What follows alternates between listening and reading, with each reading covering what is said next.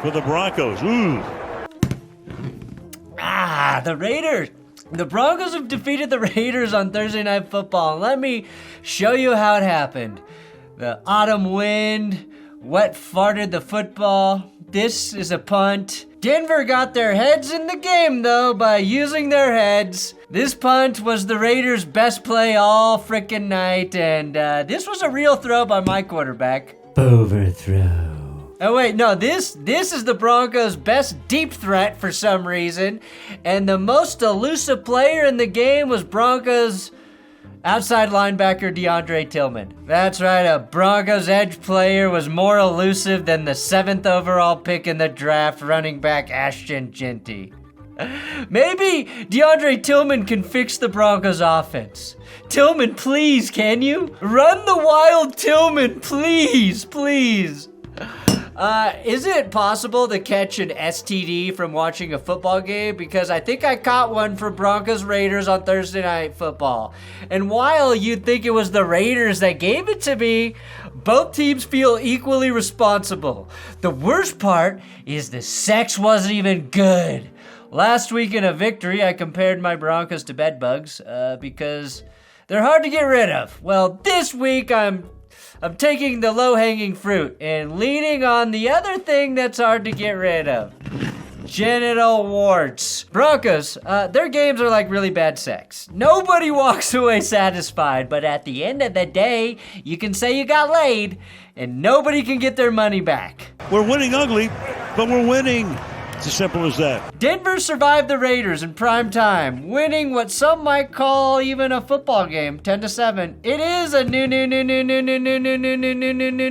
new worst. Call an ambulance, but not for me. But kinda it was a worst one for me, even though my team won. Here, subscribe. Fuck.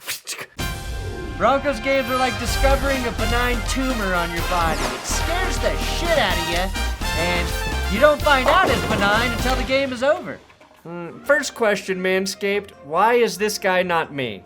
How am I not inside your box yet? Inside your box. Yes, today's episode sponsored by my hairy and smooth friends over at manscaped.com/goodsports. The Performance Package 5.0 is a great all-in-one grooming kit and neck rest. You get the best pube trimmer in the game in the Lawnmower 5.0. Where are you? Where are you, you sneaky bastard? Nope. There you are. The Lawnmower 5.0, the Weed Whacker 3.0 for your nose and ear hair. And guys, I'm using that on my ear hair now. I'm 41 and I have ear hair, okay? My vision is going, so I appreciate the light, the LED spotlight on the lawnmower, which is really useful for trimming in your nether regions, your dirty basement secrets, your groins-a-growins, your groin-growins. While nobody will ever say I have a performance package, the least I can do is offer you a discount to purchase one.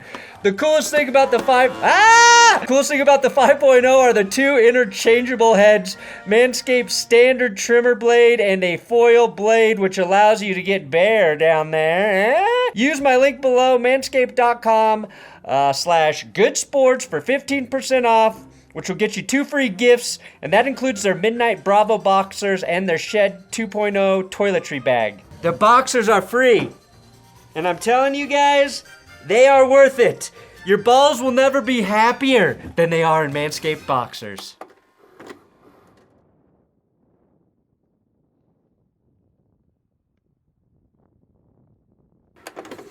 Hey, look, I'm Andrew Whitworth. I got a sweatshirt under my thing. I'm sorry, Andrew. I really like you, actually. I'm just lashing out at you, Andrew, because I'm mad at my team, and my team won. I'm sorry, Andrew.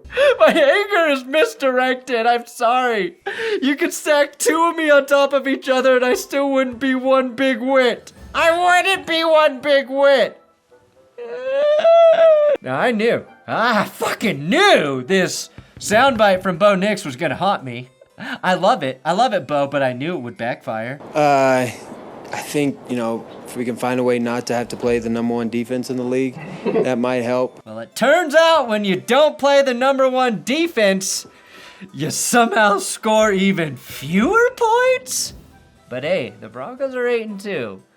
Now we all just watched the best football team in the NFL. Argue all you want, the Broncos are 8-2. They have more wins than any other team in the NFL for at least 3 more days.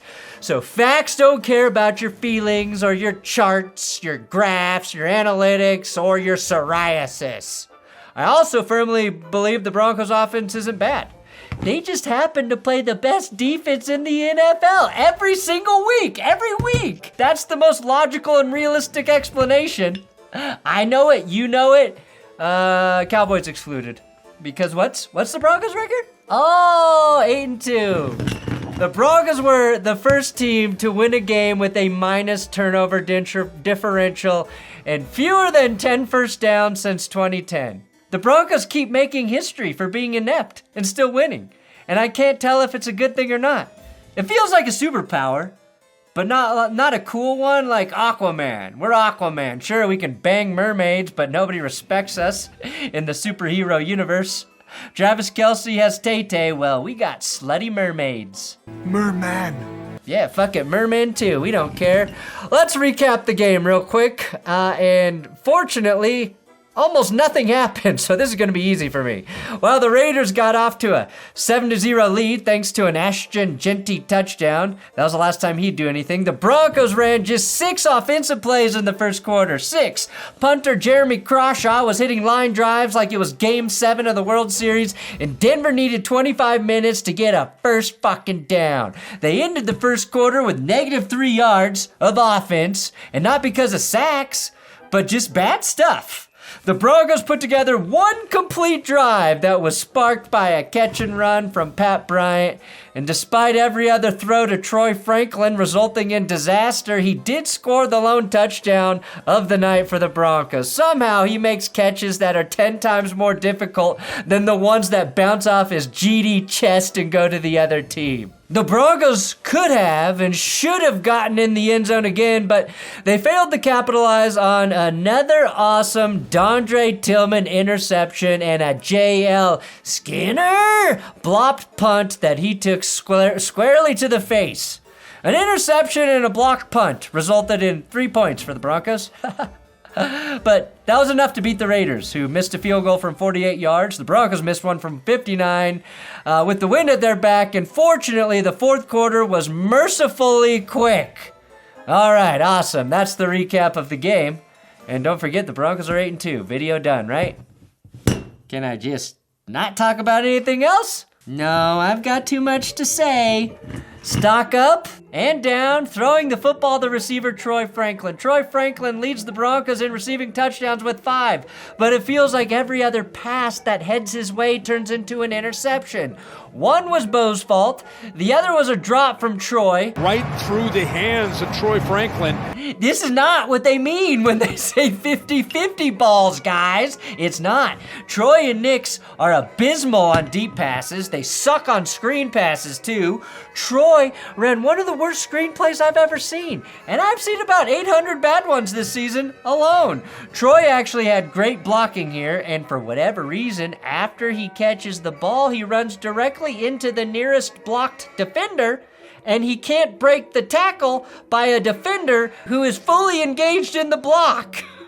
These guys have played together for 4 years, Nix and Franklin, and it feels like neither of them have an ounce of chemistry. Chemistry is the study of matter. Guys, you need to have a sleepover or something. But I prefer to see it as the study of change. Bond, please, I beg of you, bond. The solution... Solution?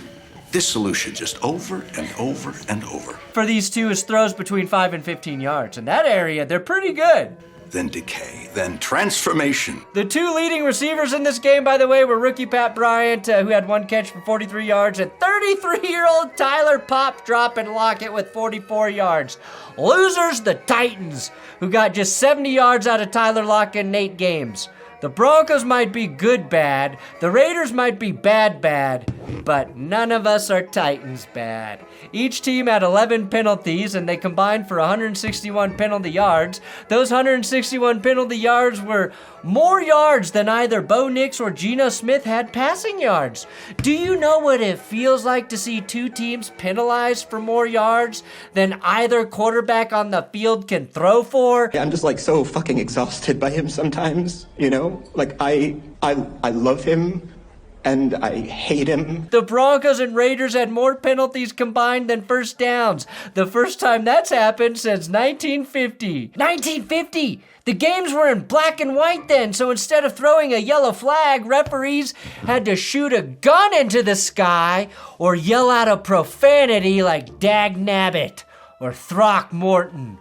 The refs should not be allowed to throw more than 10 flags combined in a Thursday night football game, okay? These short weeks already produce enough terrible football. We don't need to make America suffer anymore, and we certainly don't need to piss off Al Michaels. I don't want my team to be the reason Al Michaels retires before the age of 200. Of course, there's a flag. Could have said that before the snap. The Broncos are the most penalized team in the NFL, by the way. They get murdered in time of possession, they have a minus turnover differential, and they still have the best record in the NFL. Imagine if all of those things get ironed out. Imagine if just one of those things gets ironed out. This game was much like this season has been. It really tested our toughness. The amount of plays in which the Broncos offense goes backwards is worse than alarming. It's DEFCON 1. The nuke has gone off, and we're just the weird radiation people surviving by slowly eating our opponent just a hair more quickly than they can eat us.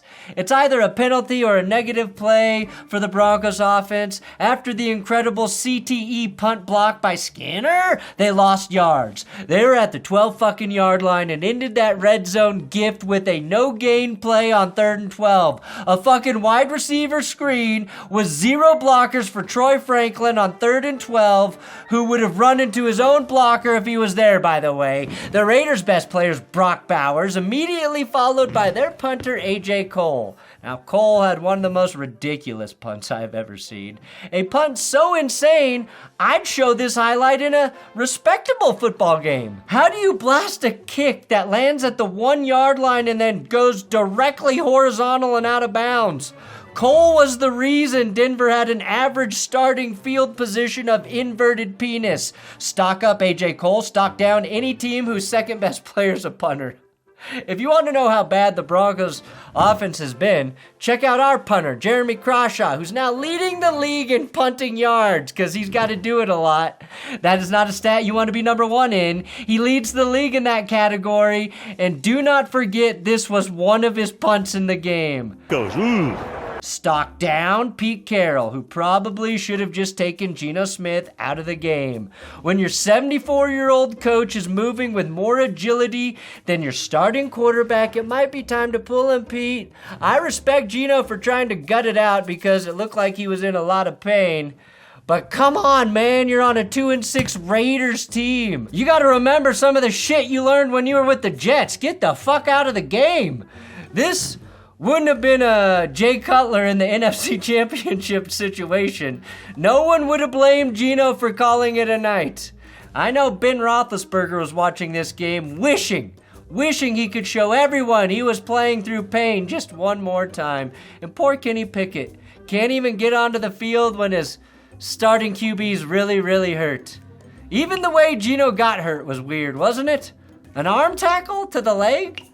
The only thing I actually believe in right now is the Broncos defense. They get a massive stock up. Thank you, Denver Broncos defense. Without the Denver Broncos defense, their shitty special teams I clogged the toilet. and shitty offense Next question. would make this team as bad as the Raiders. The Broncos had 6 sacks in this game, 11 quarterback hits, 22 quarterback pressures, an interception from our top skill player, Dondre Tillman, who 100% should replace Troy Franklin on any pass deeper than 14 yards. I love this defense. I love this team too. Even though the wins are ugly, they're as ugly as the black, crusty hearts that beat inside of the chests of every Kansas City Chiefs player. A literal heart of darkness. Every win's going to be like this, and I don't know how far they go in the playoffs, but at 8-2, they've got a 92% chance to get there. And my blood alcohol level is also 92% chance. And it feels good. Stock up, Broncos fans. Broncos fans. They have booed this team in 3 victories this year. They're booing their team, and the Broncos have won all those games. They're undefeated at home. They've won 10 straight games in Denver. They're 5-0 at home for the first time since 2014. These fans, though, we demand excellence. We also demanded Ryan Fitzpatrick take his shirt off in the postgame, and he didn't. Why, Ryan? You're a coward. Coward. Just kidding. I'm lashing out at you like I did Big Wit. I love you too, Ryan. But take your shirt off, dude. Take it off. Take it off! Is it that hard? Can you not do this for us, Ryan? Ryan! Can you not do this for Broncos fans? Is this too much to ask for, Ryan? Thanks for watching. That's good. Jello mo yiddity got you gonna lap on ding po checka choo, yeah, Broncos are 8-2. Sick it, 8-2.